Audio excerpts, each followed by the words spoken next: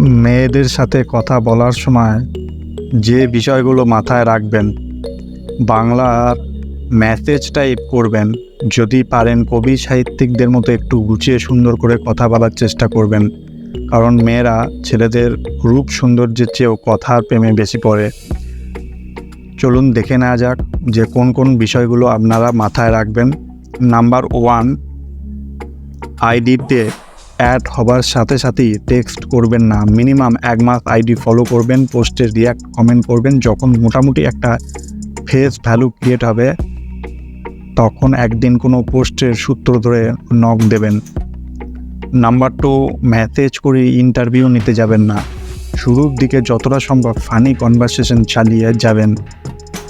মোটামুটি একটা সম্পর্ক হয়ে যাবার পরে আস্তে আস্তে ব্যক্তিগত ব্যাপারে জানার চেষ্টা করবেন। নাম্বার 3, হাই হ্যালো, কী করেন, খাইছেন কিনা, ঘুমাইছেন কিনা ইত্যাদি ফালতু টাইপ কথা বলবেন না। এতে মেয়েরা বিরক্ত বোধ হয়, কথা বলাও বন্ধ করে দিতে পারে। নাম্বার 4, কোনো মেয়ে যদি সদ্য ব্রেকআপ করে থাকে তাহলে তাকে ভালো করে সান্ত্বনা দিন, কারণ ব্রেকআপের পরে যে ছেলে ভালো সান্ত্বনা দিতে পারে তার সাথেই পরে ওই মেয়ের প্রেম হয়।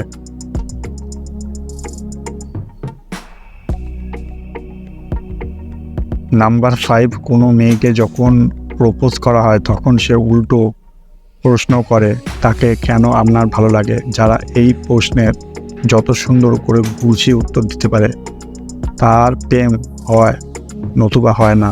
নাম্বার 6, মেয়েদের যত পারেন প্রশংসা করবেন। মানুষ মাত্র প্রশংসা শুনতে চায়। ছবি দেখলে রূপের প্রশংসা করেন, আর ছবি না দেখলে মন মানুষ প্রশংসা। কোন বিষয়ে ভুলো নাম্বার 7, কোনো বিষয়ে ভুলেও কোনো মেয়ের সাথে তর্ক জড়াবেন না। সহমত ভাই হয়ে সব কিছুতেই মেয়েটাকেই সঠিক এমন ভাব নিয়ে চলতে হবে। একবার পুটে গেলে তখন সহমত ভাই দ্বিমত ভাইও হয়ে যেতে পারবে।